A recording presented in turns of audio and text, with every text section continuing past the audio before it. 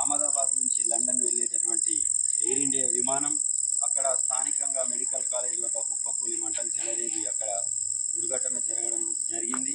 ఆ ఘటనలో ఏదైతే ప్రయాణికులు 229 మంది, అలాగే మెడికల్ కాలేజ్ విద్యార్థులు కూడా దాదాపు 24 మంది, టోటల్గా 265 మంది మృతి చెందడం జరిగింది.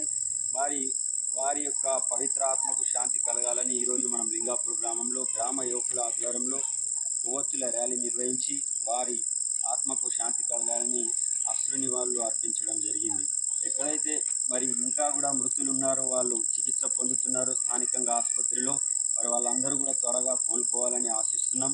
వారందరికీ కూడా నాణ్యమైనటువంటి